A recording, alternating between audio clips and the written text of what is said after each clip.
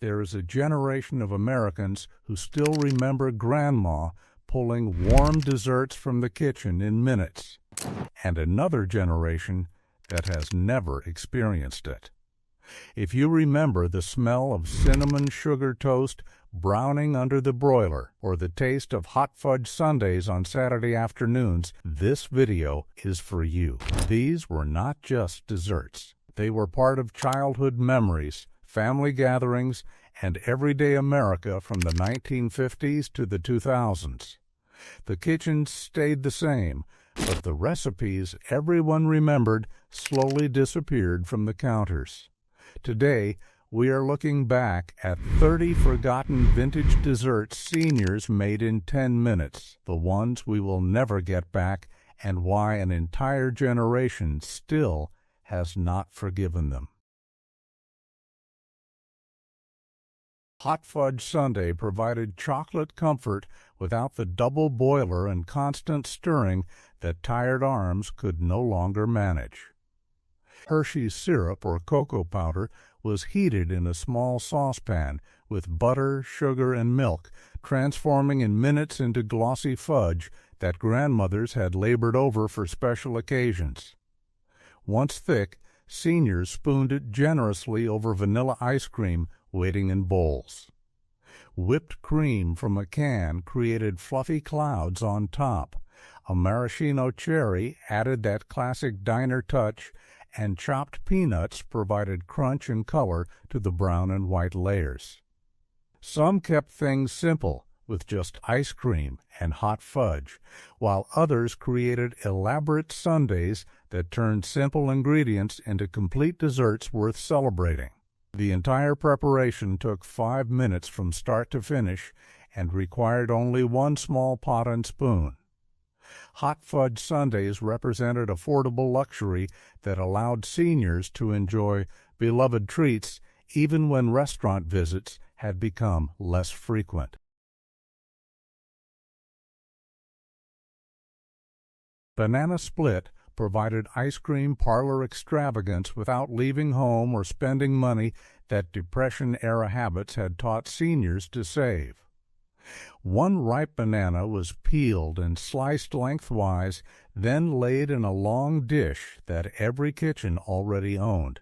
3 scoops of ice cream, vanilla, chocolate, and strawberry were nestled between the banana halves, creating colorful mounds that children squealed over during family visits.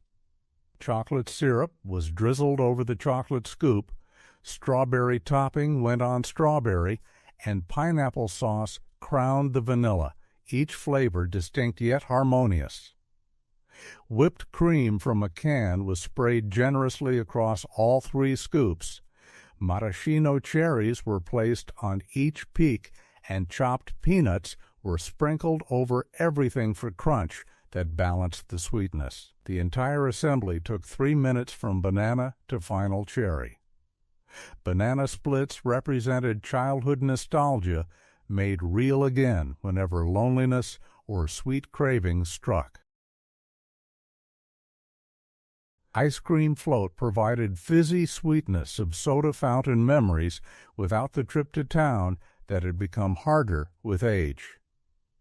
A tall glass was pulled from the cupboard, and 2 generous scoops of vanilla ice cream were dropped into the bottom, settling heavily and waiting. Root beer, Coca-Cola, or orange soda was poured slowly over the ice cream, fizzing and foaming dramatically as it hit the cold surface, bubbling up toward the rim in a way that never stopped being satisfying to watch.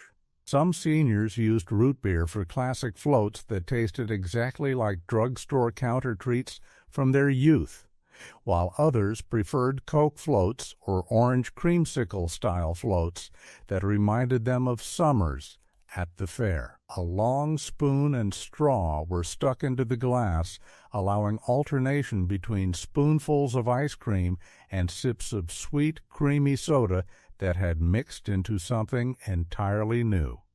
The entire process took 2 minutes. Before we move, fried bananas provided warm, caramelized sweetness without the oven preheating and lengthy baking that made dessert feel like a chore. 2 ripe bananas were peeled and sliced into thick rounds, then laid on a plate while a small skillet was placed on the stovetop over medium heat. A tablespoon of butter was dropped into the hot pan, melting and sizzling instantly, filling the kitchen with that unmistakable rich aroma that made mouths water. Banana slices were arranged in the melted butter, cooking for about 90 seconds on each side until golden brown edges appeared and the fruit softened into something almost candy-like. Brown sugar was sprinkled over the top during the final moments, melting into the butter and creating a sticky, sweet glaze that coated every slice. Some added a dash of cinnamon for warmth, while others kept it simple. The entire cooking process took 3 minutes.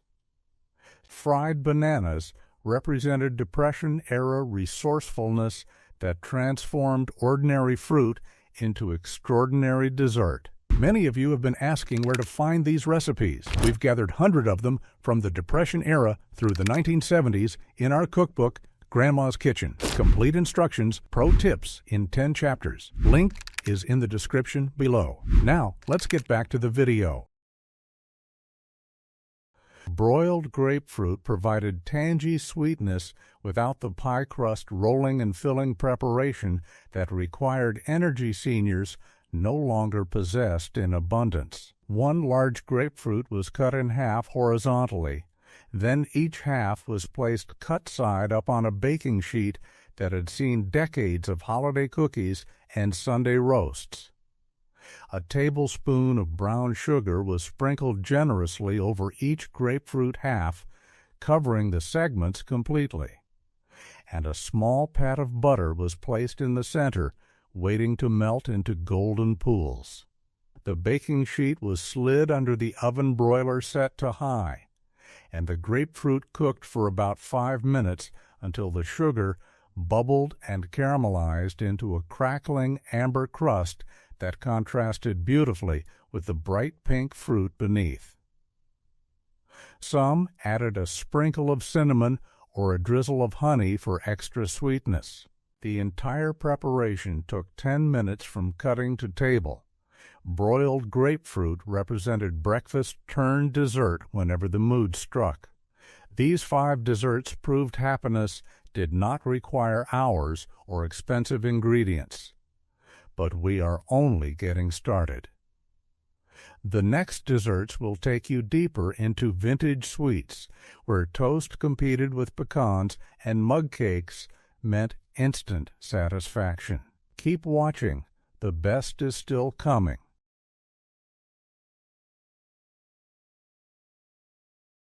Grilled peaches with cream provided summer sweetness without the cobbler baking and crust making that hot kitchens made unbearable during July heat waves.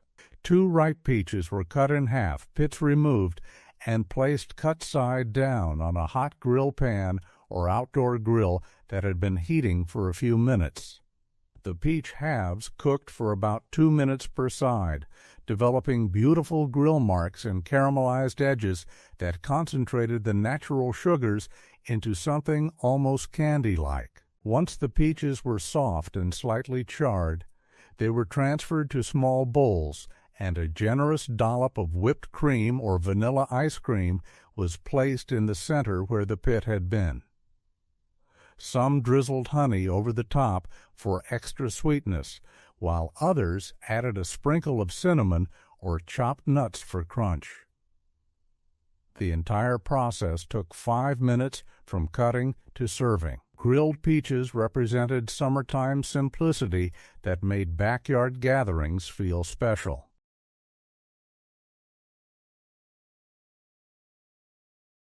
Fruit with whipped cream provided fresh sweetness without the cake baking and frosting spreading that required skills some seniors had never mastered even in younger years. Whatever fruit the refrigerator or fruit bowl offered that day, strawberries, blueberries, sliced peaches, or canned fruit cocktail, was placed into small dessert bowls or parfait glasses that made even simple things look elegant. A can of Ready Whip or Cool Whip from the freezer was brought out, and generous swirls of whipped cream were piped or spooned over the fruit, covering the colorful pieces with fluffy white clouds that children loved to lick from the spoon.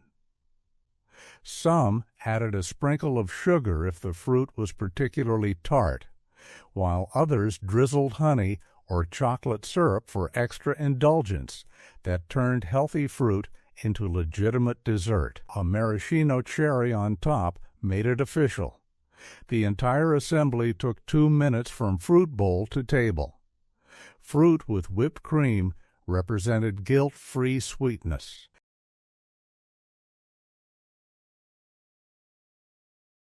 Instant butterscotch pudding provided creamy richness without the stovetop stirring and constant temperature watching that homemade pudding demanded from tired cooks. A box of Jell-O instant butterscotch pudding mix was opened, and the powder was dumped into a large mixing bowl that had mixed countless batters over the years. 2 cups of cold milk were poured over the powder, and a whisk was used to beat the mixture vigorously for exactly 2 minutes, watching as it magically thickened from thin liquid into smooth, creamy pudding that clung to the whisk. The pudding was immediately spooned into individual serving bowls or parfait glasses, and some seniors topped theirs with whipped cream, crushed graham crackers, or butterscotch chips for extra flavor and texture. Others ate it plain, savoring the simple butterscotch taste that reminded them of candy from the 5 and dime. The entire preparation took 5 minutes from box to bowl. Instant pudding represented modern convenience at its finest.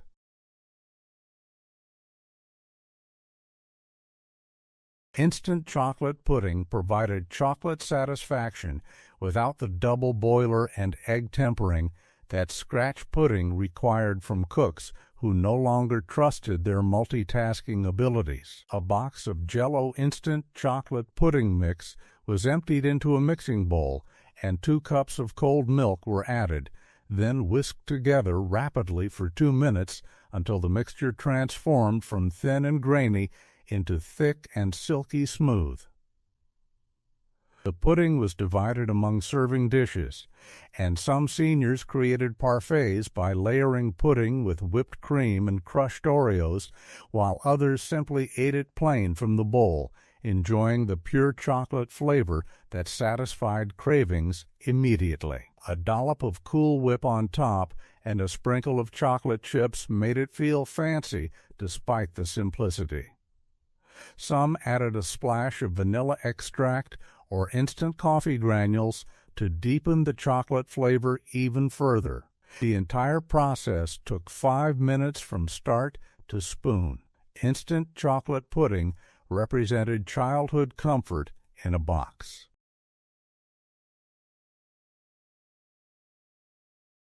Instant vanilla pudding provided creamy sweetness without the custard making and constant stirring that left arms aching and stovetops messy with burnt milk.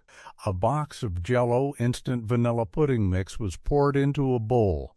2 cups of cold milk were added, and a whisk beat the mixture for 2 minutes until thick and smooth. The pale yellow pudding was spooned into bowls, and some seniors used it as a base for banana pudding by layering it with vanilla wafers and sliced bananas, while others mixed in crushed pineapple or mandarin oranges for fruit-flavored pudding that felt more sophisticated. A swirl of whipped cream on top and a sprinkle of nutmeg or cinnamon added visual appeal and warm spice that complemented the mild vanilla flavor perfectly. Some ate it immediately while still soft, others refrigerated it for a firmer texture. The entire preparation took 5 minutes from box to spoon. Instant vanilla pudding represented versatility that sparked creativity. Rehook. 10 desserts down, 20 more to go. From ice cream treats to instant puddings, we have only scratched the surface of vintage sweetness. The next items bring toast, apples, cakes, and more forgotten favorites that defined quick comfort. Stay with us as the journey continues into nostalgic territory.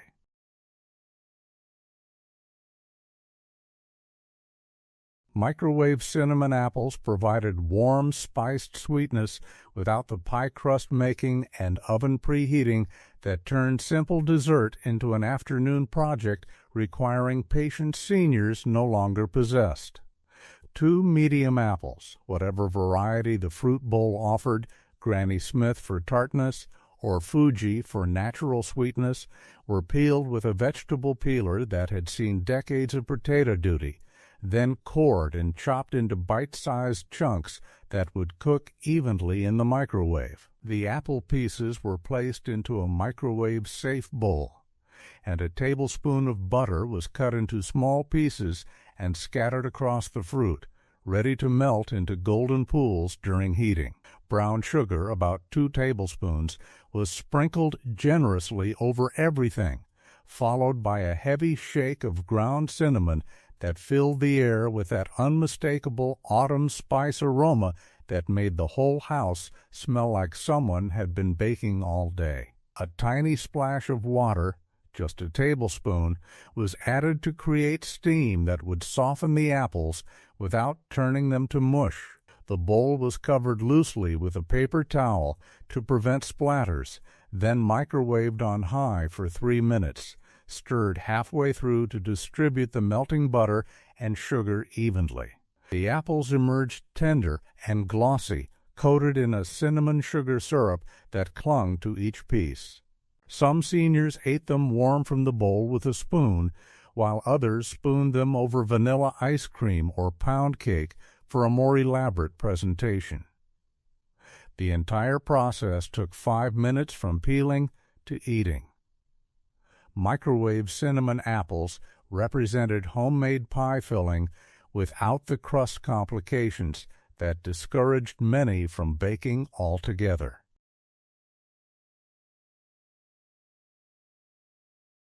Angel food cake with berries provided elegant sweetness without the from-scratch baking and delicate egg white whipping that could fail spectacularly even with perfect technique.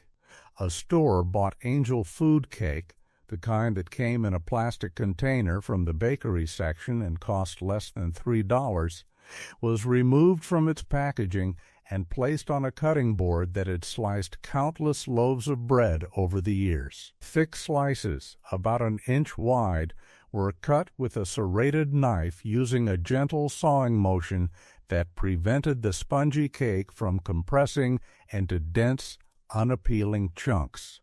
Each slice was placed on a dessert plate, and fresh or frozen berries, strawberries, blueberries, raspberries, or a mix of whatever looked good at the store or came from the backyard bushes, were spooned generously over the top. If using frozen berries, they were thawed first, creating a natural syrup that soaked into the cake and added moisture and flavor that made the simple dessert taste homemade.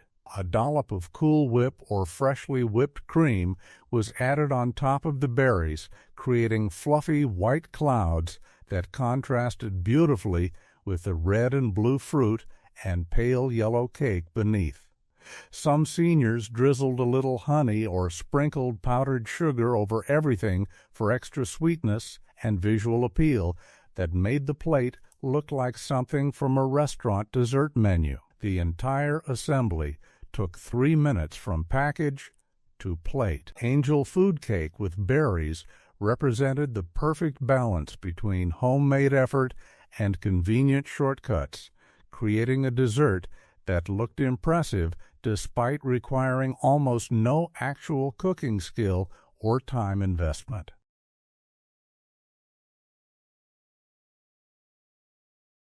Peanut butter graham crackers provided protein-packed sweetness without the cookie baking and dough rolling that made homemade treats feel like too much work for a simple snack. A box of honey-made graham crackers, the kind that had been a pantry staple since childhood and cost less than $3, was opened, and several whole crackers were removed and placed on a plate or directly on the kitchen counter for immediate spreading. A jar of Jif or Skippy creamy peanut butter, the smooth kind that spread easily without tearing the delicate crackers, was unscrewed, and a butter knife was dipped into the jar, scooping out a generous amount. The peanut butter was spread thickly across the graham crackers, covering the surface completely and filling all the little perforated holes that divided each cracker into 4 sections. Some seniors stopped there, enjoying the simple combination of sweet graham and salty peanut butter that had fueled after-school snack for generations. Others got creative, drizzling honey over the peanut butter for extra sweetness, or sprinkling chocolate chips on top that stuck to the peanut butter and created a makeshift candy bar effect. Sliced bananas could be pressed into the peanut butter, adding fruit and making the snack feel more substantial and nutritious. A few raisins scattered across the top added chewy texture and natural sweetness that complemented the peanut butter perfectly. The entire preparation took 2 minutes from jar to mouth. Peanut butter graham crackers represented Depression-era frugality that stretched a few simple ingredients into satisfying dessert, proving that happiness did not require fancy recipes or expensive ingredients, just the willingness to make something sweet from whatever the pantry already held. Cinnamon butter on warm bread provided bakery-quality sweetness without the yeast rising and dough kneading that turned bread making into an all-day commitment requiring strength and patience. 2 slices of white bread, Wonder Bread or whatever store brand was on sale that week, were removed from the plastic bag and placed directly into the toaster, popping down with that familiar mechanical click that promised golden brown results in just a minute or 2. While the bread toasted, a small bowl was pulled from the cupboard, and 2 tablespoons of softened butter, the kind that had been sitting on the counter for an hour and spread easily without tearing, was placed inside. A tablespoon of white sugar and a teaspoon of ground cinnamon were added to the butter.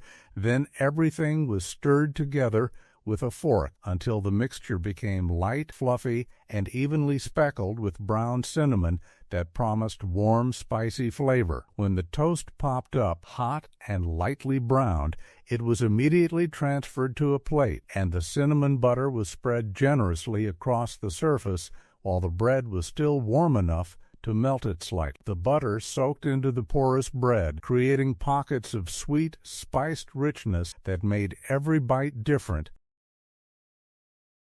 Honey-drizzled fresh fruit provided natural sweetness without the sugar syrup making and fruit poaching that turned simple fruit into complicated French desserts requiring careful attention. Whatever fresh fruit the refrigerator or fruit bowl contained that day, sliced strawberries, peeled orange segments, apple slices, grapes, or melon chunk, was arranged in a small bowl or on a dessert plate with more care than everyday fruit salad received. The pieces were positioned attractively, colors arranged to create visual interest that made the simple preparation look more intentional and special than it actually was. A squeeze bottle or jar of honey, the kind from the grocery store shaped like a bear, or stored in a simple glass jar from the farmer's market, was opened, and a generous drizzle of golden honey was poured back and forth across the fruit in zigzag patterns that coated some pieces completely while leaving others barely touched. The honey caught the light beautifully, creating an amber glaze that made the fruit look professionally prepared and photograph-worthy despite taking almost no effort. Some seniors added a sprinkle of chopped nuts, walnuts or almonds, for crunch and protein that made the fruit feel more substantial. A few mint leaves from the garden, 15 desserts in, and the memories keep flowing. From warm apples to honey-glazed fruit, these treats required nothing but pantry staples and minutes. But the next 5 bring mug cake, marshmallows, and more instant classics that microwave ovens made possible. Half done, but not slowing down yet.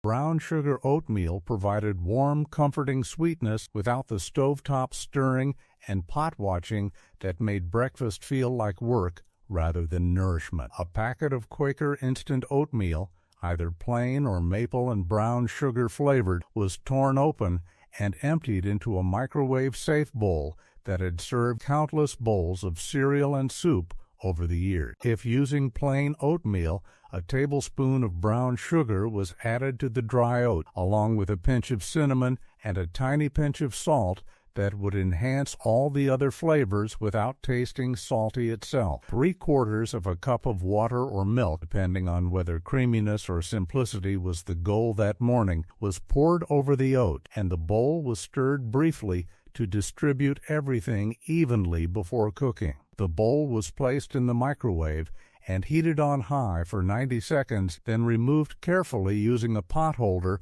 because the bowl would be hot enough to burn unwary fingers. The oatmeal was stirred again, breaking up any clumps that had formed during cooking and incorporating the liquid that had pooled around the edges. Some seniors ate it immediately, enjoying the simple, wholesome taste of sweetened oat. Others added a pat of butter that melted into the hot oatmeal.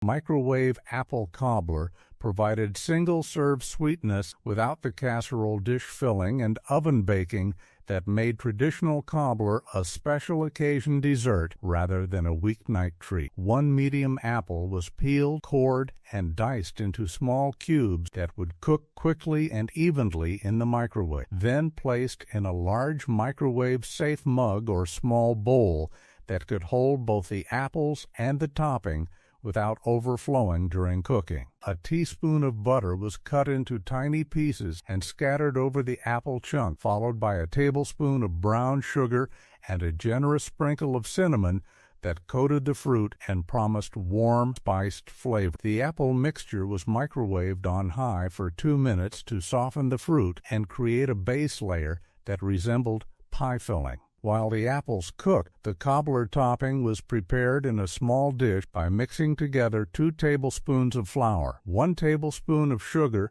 a tiny pinch of baking powder, and a pinch of salt. A tablespoon of milk and a small drizzle of melted butter were stirred into the dry ingredients, creating a thick, lumpy batter that would bake into biscuit-like topping during the final cooking stage. When the apples were soft, the batter was spooned on top.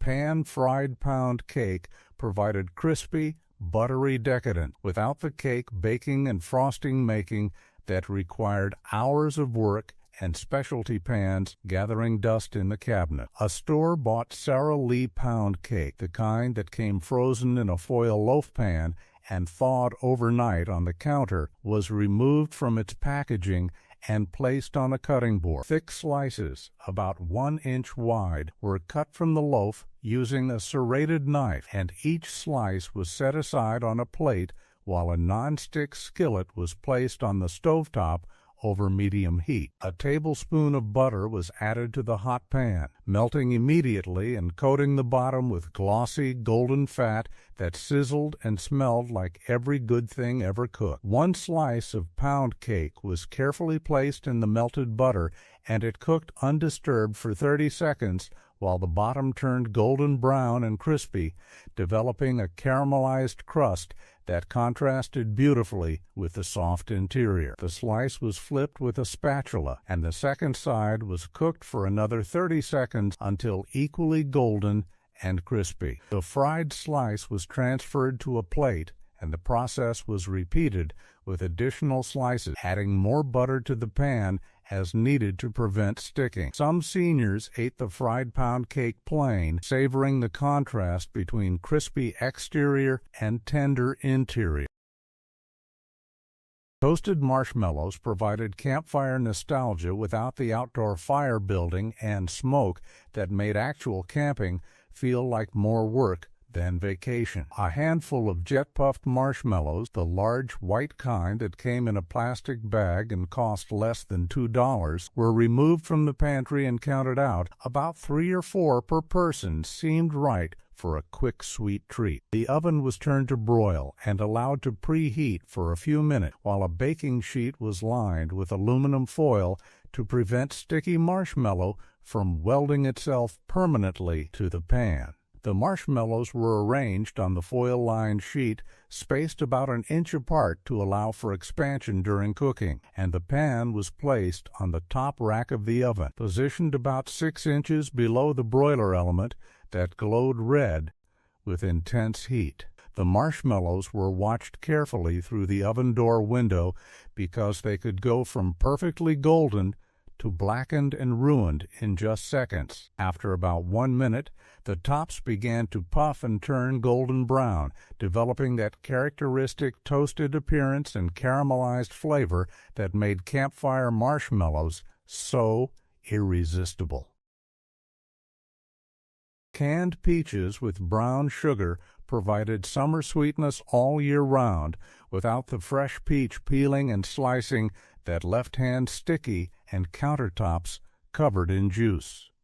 A can of Del Monte or store-brand peach halves or slices, packed in light syrup or juice depending on what the pantry offered, was opened with a can opener that had opened thousands of cans over decades of use. The syrup was drained off and discarded or saved for another use, and the peach pieces were arranged in a single layer in a small baking dish or individual ramekins that made single servings look more special. A tablespoon or two of brown sugar was sprinkled evenly over the peaches, covering the orange fruit with a layer of dark, sweet crystals that would melt and caramelize during heating. A few small pats of butter were placed on top of the sugar, spaced evenly so they would melt into pools that mixed with the sugar and created a rich, buttery sauce. The dish was placed under the oven broiler set to high, positioned on a rack close enough to the heating element that the sugar would caramelize quickly without drying out the peaches. After about 5 minutes, the sugar had melted and bubbled, turning golden brown and forming a slightly crusty topping that crackled when a spoon broke through. The peaches were removed from the oven and allowed to cool for a minute before serving because the sugar was molten hot. 20 desserts finished, 10 more waiting. We have covered fruits, puddings, toasts, and treats that define quick comfort. The final stretch brings mug cakes, classics, and forgotten favorites that complete this vintage collection. Stay tuned as we finish strong with the sweetest memories still ahead. Fruit salad with Cool Whip provided colorful, creamy sweetness without the gelatin dissolving and mold setting that vintage Jell-O salads required, along with the patience to wait hours before serving guests who expected something special. A can of mandarin oranges, drained of the syrup that would make everything too watery and sweet, was opened and emptied into a large mixing bowl that had been used for countless holiday preparations over the years. A can of pineapple tidbits, also drained thoroughly by pressing gently with the back of a spoon against the strainer, was added next, followed by a jar of maraschino cherries that had been drained, rinsed under cold water to remove the artificial tasting syrup, and chopped into smaller pieces that would distribute better throughout the salad. A cup of miniature marshmallows, the tiny pastel-colored ones, or classic white depending on what the store carried that week, was measured out and added to the fruit mixture, bringing that characteristic vintage salad texture that younger generations found confusing, but older folks remembered fondly from every church potluck and holiday dinner. An 8-ounce tub of Cool Whip thawed in the refrigerator overnight or softened on the counter for 30 minutes if someone forgot to plan ahead, was opened, and the fluffy white topping was spooned into the bowl with the fruit and marshmallows. A rubber spatula was used to fold everything together gently, using a lifting and turning motion rather than stirring, which would break down the delicate Cool Whip and turn it watery instead of maintaining that light, airy texture that made the salad special. The folding continued until every piece of fruit was coated in white fluff and the marshmallows were evenly distributed rather than clumped together in one section. Some seniors served the salad immediately, enjoying it at room temperature when the Cool Whip was softest and the flavors were most pronounced. Others refrigerated it for an hour, allowing the marshmallows to soften slightly and the flavors to meld together into something more cohesive. Cinnamon sugar toast provided bakery-style sweetness without the cinnamon roll dough rising and icing making that turned simple breakfast into an all-morning project requiring multiple steps and constant attention.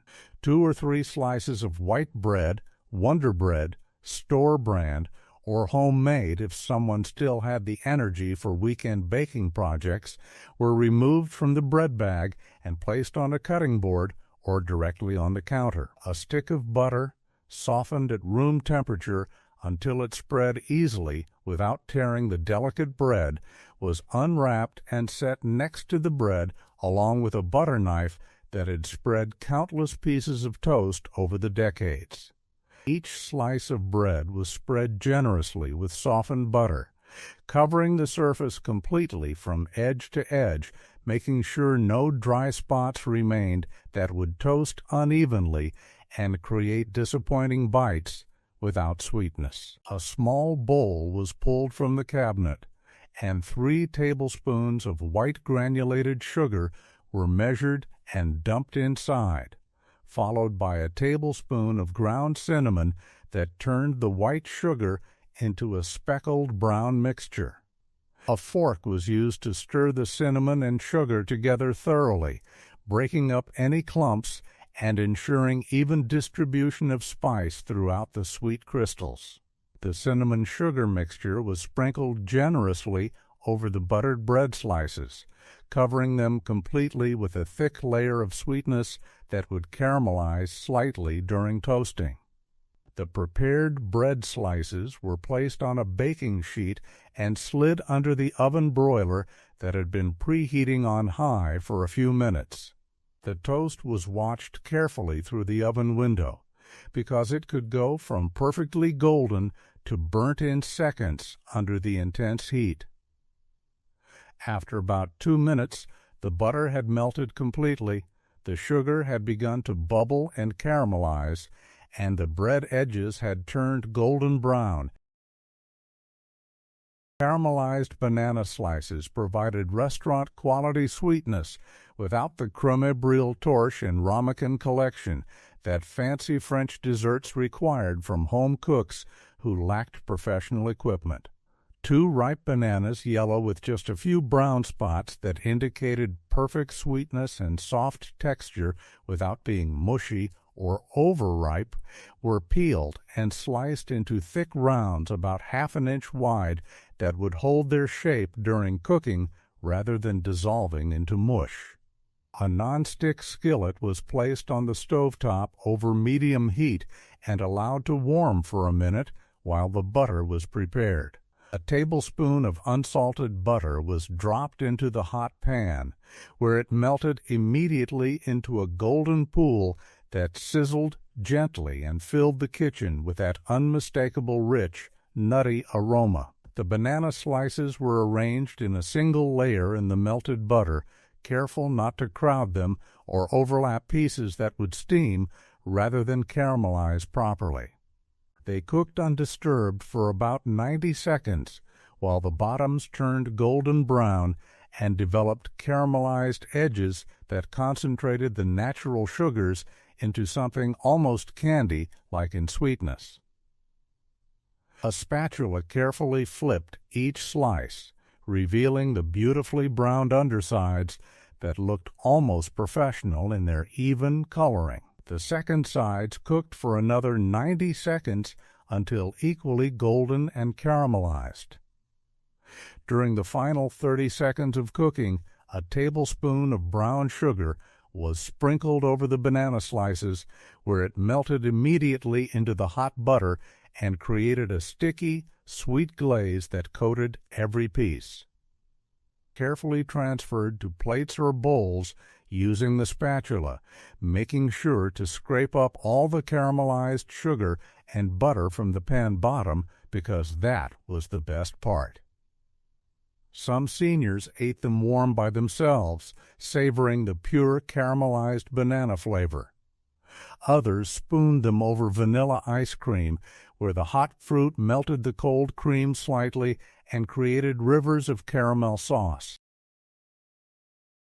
Baked apple slices provided microwave convenience without the whole apple coring and precise baking that traditional baked apples demanded from cooks who no longer trusted their ability to judge doneness. 2 medium apples. Granny Smith for tartness that balanced sweetness well, or Fuji for natural sugar that required less added sweetener, were washed under cold running water and dried with a kitchen towel. A vegetable peeler removed the skin in long strips that fell into the sink, revealing the pale flesh beneath that would soften quickly during cooking. The peeled apples were placed on a cutting board, and a sharp knife sliced them in half from top to bottom. Then each half was cored by cutting out the seed pocket in a wedge. The halves were sliced into thin pieces, about a 1/4 inch thick, that would cook evenly and quickly without leaving raw centers or mushy exteriors.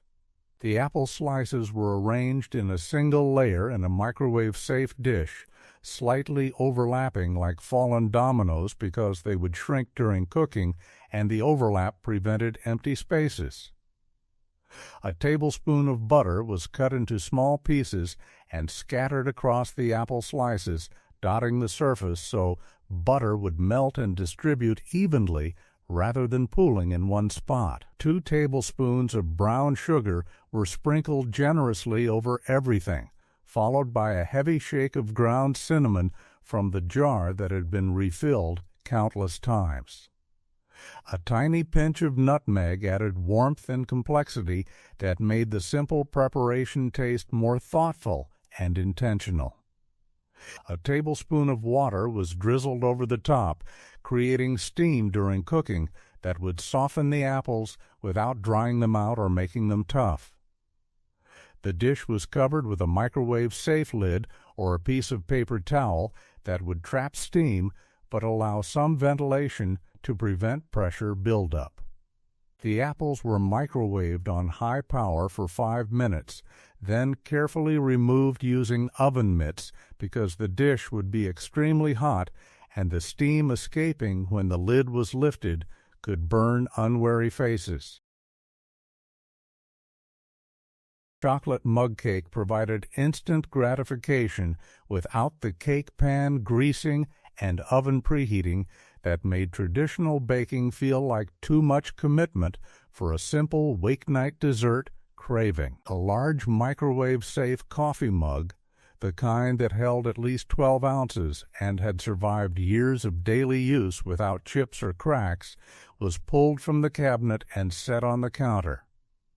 4 tablespoons of all-purpose flour were measured and dumped directly into the mug, followed by 4 tablespoons of granulated sugar that would provide sweetness and help create the cake-like texture. 2 tablespoons of unsweetened cocoa powder were added next, bringing deep chocolate flavor that would satisfy serious chocolate cravings. 1/8 teaspoon of baking powder was added to help the cake rise and become fluffy rather than dense. A small pinch of salt went in last among the dry ingredients. A fork was used to stir everything together thoroughly, breaking up any cocoa lumps and ensuring even distribution so the finished cake would not have pockets of bitter cocoa or plain flour. 3 tablespoons of milk, whatever kind the refrigerator held, were poured into the mug, followed by 2 tablespoons of vegetable oil or melted butter that would make the cake moist and tender. A 1/4 teaspoon of vanilla extract added depth and rounded out the chocolate flavor beautifully. The fork stirred everything together vigorously, scraping the bottom and sides of the mug to incorporate all the dry ingredients that like to hide in the corners, mixing until the batter was smooth and uniform in color with no streaks visible. A handful of chocolate chips, about a tablespoon, could be stirred into the batter for extra chocolate intensity, or they could be pushed down into the center where they would create a molten core. The mug was placed in the center of the microwave turntable, and the cake was cooked on high power for 90 seconds, watching through the window as it puffed up dramatically and rose nearly to the rim before settling back down slightly. The mug was removed carefully because it would be very hot, and the cake was allowed to cool for just 1 minute before eating, because waiting longer meant missing that perfect moment when it was warm and tender but not scalding. Vanilla mug cake provided simple sweetness without the flavor complications and ingredient lists that chocolate versions sometimes required from cooks who preferred straightforward, uncomplicated desserts. A large microwave-safe mug, preferably one that held at least 12 ounces and had straight sides rather than curving inward, was selected from the cabinet and placed on the counter. 4 tablespoons of all-purpose flour were measured using a regular tablespoon from the silverware drawer and dumped into the mug, creating a white mound that would form the base of the cake structure.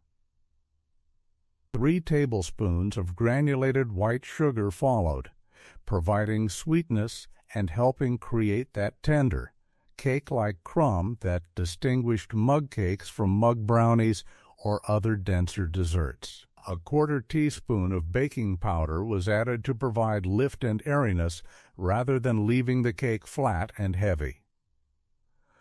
A tiny pinch of salt went into the mug as well. A fork was used to stir all the dry ingredients together, breaking up any lumps and making sure the baking powder distributed evenly throughout the flour rather than clumping in one spot.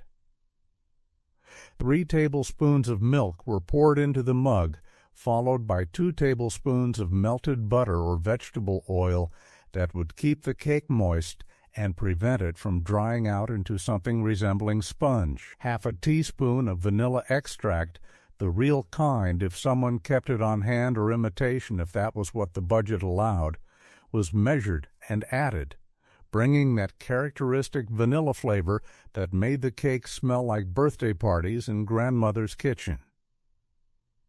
The wet and dry ingredients were stirred together vigorously with the fork, scraping the bottom and sides of the mug repeatedly to incorporate all the flour that liked to stick in corners and hide beneath the liquid. The stirring continued until the batter was completely smooth, with no lumps or streaks of unmixed flour visible anywhere. A tablespoon of sprinkles could be stirred into the batter for birthday cake flavor, or chocolate chips could be folded in for vanilla-chocolate combination. The mug was placed in the center of the microwave, and the cake was cooked on high power for 70 to 90 seconds, depending on microwave wattage, watching as it rose up and puffed dramatically before settling. The mug was removed carefully using a pot holder, and the cake was allowed to rest for 1 minute before eating, though waiting was difficult when the sweet vanilla aroma filled the air. Peanut butter mug cake provided protein-packed richness without the cookie baking and cooling that traditional peanut butter desserts required from cooks who wanted satisfaction immediately rather than hours later.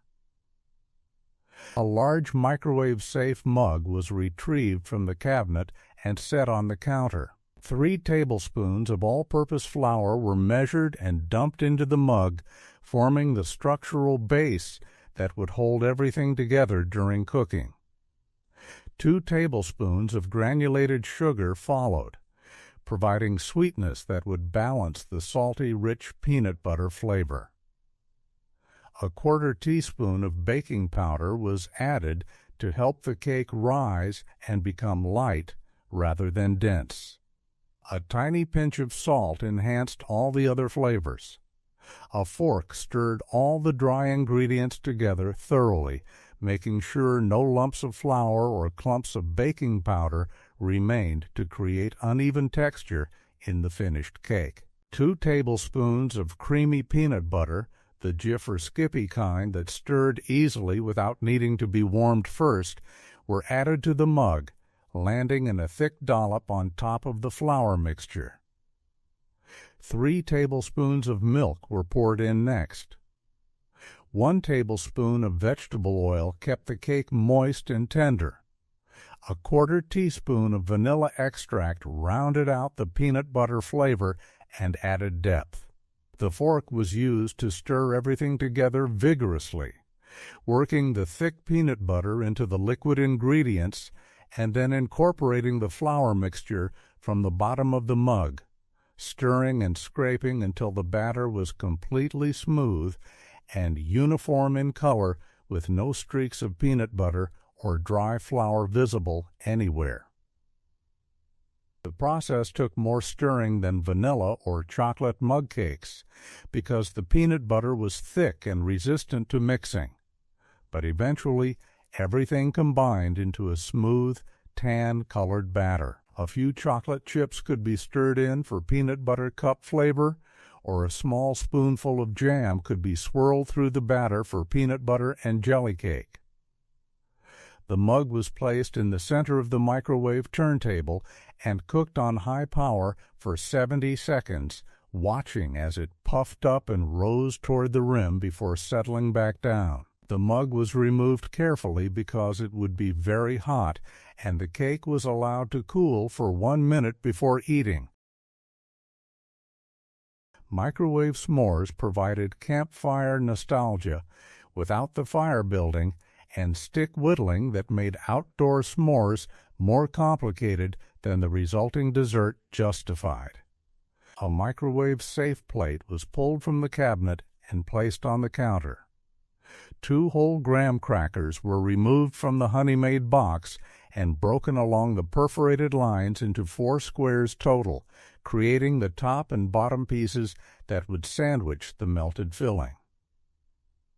2 squares were placed on the microwave-safe plate, positioned with enough space between them that they could be assembled separately without the filling oozing into each other and creating a messy jumble. A piece of Hershey's chocolate bar, about 1½ squares, was broken off and placed on top of each graham cracker square, positioned in the center where it would melt evenly and stay contained rather than dripping off the edges. A large marshmallow was placed on top of the chocolate on each stack, creating a tall tower of graham, chocolate, and marshmallow waiting to be transformed by heat. The plate was placed in the center of the microwave turntable, and the power was set to high. The s'mores were cooked for 15 seconds initially. Then the microwave was opened and the marshmallows were checked because microwave wattages varied, and what took 20 seconds in one kitchen might only need 12 seconds in another. If the marshmallows had not yet puffed up to about double their original size, the microwave was closed and cooking continued in 5-second increments, watching carefully through the window because marshmallows could go from perfect to burnt and smoking very quickly. When the marshmallows were puffed and beginning to turn slightly golden on the edges, the microwave was stopped immediately and the plate was removed carefully using a pot holder because it would be hot. The remaining graham cracker squares were quickly placed on top of each marshmallow, and gentle pressure was applied to squash the marshmallow down and help it spread to the edges while melting the chocolate beneath. The pressure had to be firm enough to compress the marshmallow, but gentle enough not to crack the graham crackers into crumbs. Praline pecans provided crunchy, candy-coated richness without the candy thermometer monitoring and precise temperature control that traditional praline making demanded from cooks who found fussy recipes intimidating. A non-stick skillet was placed on the stovetop over medium heat. 3 tablespoons of unsalted butter were added to the pan and allowed to melt completely, creating a golden pool that would form the base of the praline coating. 3/4 of a cup of light brown sugar, packed firmly into the measuring cup to ensure accuracy, was added to the melted butter, followed by a 1/4 teaspoon of salt that would enhance the sweetness and balance the richness. 2 tablespoons of water were stirred in to help dissolve the sugar and prevent it from crystallizing into grainy texture. The mixture was stirred constantly with a wooden spoon as it came to a boil, watching as the butter and sugar melted together into a bubbling syrup that smelled like caramel. The heat was adjusted as needed to maintain a steady boil without letting it get so hot that the sugar burned. 1/2 teaspoon of vanilla extract was stirred in once the mixture was bubbling, along with 1/8 teaspoon of cinnamon that added warm spice. 3 cups of raw pecan halves were added to the pan and stirred immediately to coat every piece with the hot syrup, working quickly because the mixture would begin to thicken and crystallize as it cooled. The stirring continued for 2 to 3 minutes while the pecans cooked and the syrup reduced and thickened, coating the nuts in a glossy shell that would harden as it cooled. The nuts were watched carefully to prevent burning, and the heat was reduced if they began to darken too quickly. When the syrup had thickened enough that it coated the back of the spoon and the pecans were evenly glazed, the entire mixture was poured onto a parchment-lined baking sheet and spread into a single layer using the spoon. The nuts were separated quickly before the coating hardened, pulling apart any clusters while they were still warm and malleable. Some cooks used 2 forks to separate stubborn pieces. The pecans were allowed to cool completely for about 10 minutes, during which time the coating hardened into a crunchy shell. Strawberry shortcake provided summer celebration without the biscuit making and berry macerating that turned simple fruit dessert into complicated kitchen project. A store bought angel food cake or pound cake was removed from its wrapping and placed on a cutting board. Thick slices, about 1 inch wide, were cut using a serrated knife that sawed through the tender cake without compressing it into dense chunks.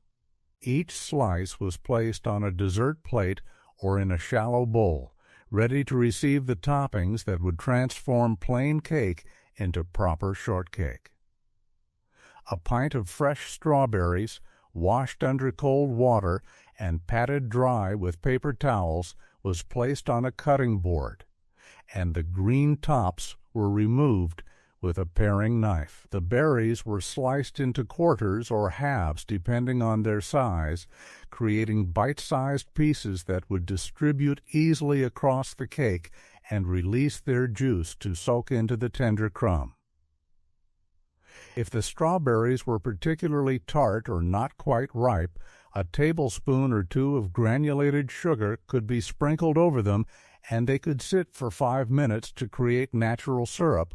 But if they were sweet and at peak ripeness, no sugar was necessary at all. The sliced strawberries were spooned generously over each cake slice, covering the surface completely and allowing some berries to tumble down the sides and pool on the plate where their juice would create a pink puddle. A can of Ready Whip or a tub of Cool Whip was opened, and generous swirls of whipped cream were piped or spooned over the strawberries, creating fluffy white clouds that contrasted beautifully with the red fruit and pale cake beneath. Some people added a whole strawberry on top for visual appeal, or drizzled a little chocolate or strawberry syrup over everything for extra sweetness and color. Others kept it simple, letting the pure combination of cake, fruit, and cream speak for itself without additional embellishment. The shortcake was served immediately while the cake was still dry enough to provide textural contrast with the juicy fruit and creamy topping.